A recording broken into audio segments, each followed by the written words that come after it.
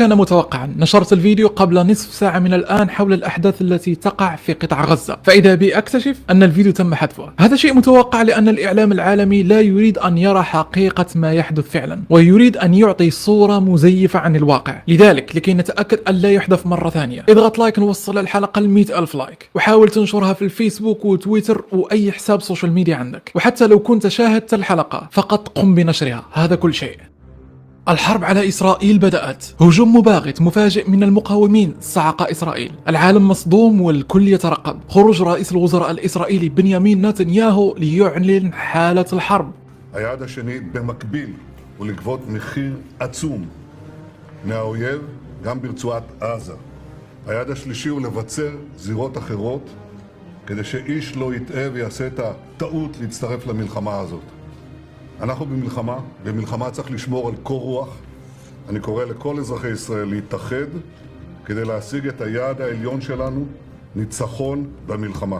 عشرات القتلى والجرحى في صفوف الاحتلال الإسرائيلي، والمقاومين يتجولون في الشوارع والمستوطنات وكأنهم يتجولون في سوبر ماركت. أسر أكثر من 100 جندي إسرائيلي. أما القتلى فالرقم أكبر من أن يتم عده الآن. ما الذي يجري؟ ولماذا صدم الجميع من هذه العملية؟ ما يحدث صادم وغير مسبوق.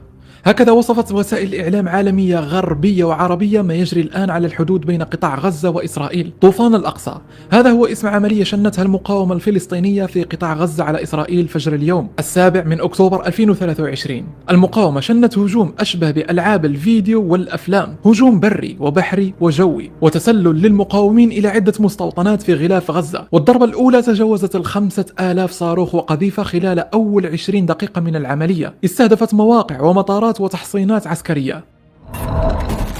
دخل جنود المقاومة الأراضي المحتلة باستخدام الدراجات النارية والقوارب وحتى الطائرات الشراعية، في حين تم إطلاق وابل من القذائف والصواريخ بلغت 5000 صاروخ. قالت نجمة داوود الحمراء المشابهة للصليب الأحمر والهلال الأحمر أن هذا الهجوم خلف نحو 100 قتيل وأصيب أكثر من 800 إسرائيلي إلى حدود الساعة. أما الأسرى والرهائن فبالعشرات، غالبيتهم تم أخذهم لقطاع غزة. محمد الضيف قائد الأركان في كتائب عز الدين القسام هو من أعلن عن العملية، واعتبرت أكبر هجوم على إسرائيل منذ عقود. تسلل المقاومون إلى مستوطنات غلاف غزة عبر السياج الحدودي وعبر وحدات الضفادع البشرية من البحر، إضافة إلى مظليين من فوج الصقر التابع لكتائب القسام. قائد الأركان محمد الضيف لم يكتفي بإعلان العملية الهجومية، بل قال أن اليوم هو يوم المعركة الكبرى لإنهاء الاحتلال الأخير على سطح الأرض، وقام بدعوة الفلسطينيين في الضفة الغربية وأراضي 48 للانضمام إلى هذه الحرب بكل ما يملكون من أسلحة نارية وأسلحة بيضاء وبالاحتجاجات والاعتصامات. لأول مرة في التاريخ من داخل السياج، من داخل بلادنا، لأول مرة في التاريخ، شعور لا يوصف.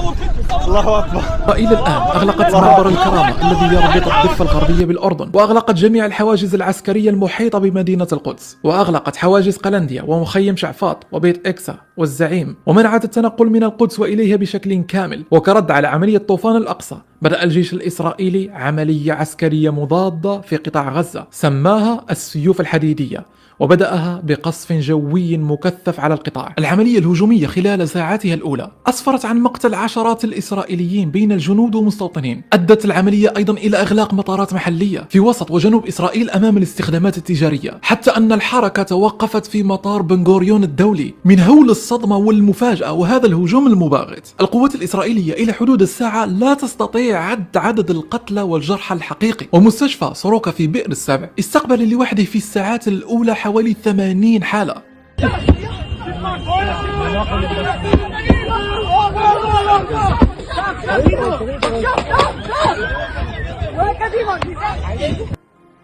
المقاومون استولوا على مركز الشرطة في سيديروت و3 مستوطنات في غلاف غزة وقعت تحت السيطرة الكاملة للمقاومين. وانتشرت فيديوهات كثيرة على الفيسبوك وتويتر تظهر احتجاز جنود إسرائيليين ووضعهم على الأرض، وفيديوهات أخرى لسيطرة الفلسطينيين على مركبات عسكرية وجيبات وسيارات، وحالة من الهلع والفوضى وكأنه يوم النهاية المشهود. تقول المقاومة أن العملية هي رد على عمليات الاقتحام المتواصلة لمدن الضفة وبسبب استمرار الحصار على غزة. دعت مجموعة عرين الأسود الأسود المسلحة من تطلق عليهم الذئاب المنفردة إلى التحرك الفوري، وطالبت جميع أصحاب المحال التجارية والبيوت المنتشرة قرب الحواجز الإسرائيلية والمستوطنات بسحب أجهزة التسجيل وإطفاء الكاميرات فورا. مجموعة عرين الأسود الفلسطينية دعت إلى الخروج في مسيرات ضخمة وعارمة وملء كل الميادين، تضامنا مع إعلان كتائب القسام إطلاق عملية عسكرية سميت طوفان الأقصى هذا الصباح. انتشرت حالة من المفاجأة والابتهاج في الشارع الفلسطيني، الناس يحتفلون وقاموا بتوزيع الحلوى والهدايا كالطبيعي على العمليات العسكرية التي تقوم بها قوات الاحتلال في الداخل الفلسطيني، وأيضا لما يقوم به المستوطنون المتطرفين من اقتحام للمسجد الأقصى وتدنيسه. إسرائيل أعلنت حالة الحرب. هذا يعني أن المشاهد التي كنا نراها في الماضي في الحروب السابقة على غزة من بيوت مهدمة وأطفال تحت الأنقاض، ربما سنشاهد هذه المشاهد المؤلمة قريبا. العملية العسكرية الإسرائيلية قد بدأت على قطاع غزة بشن غارات جوية، فاللهم احفظ إخواننا في فلسطين. لذلك استعدوا نفسيا لما سيأتي في الأيام القادمة والفيديوهات التي ستخرج من قطاع غزة، وقد تكون هذه الحرب التي سنشاهدها هي الأعنف.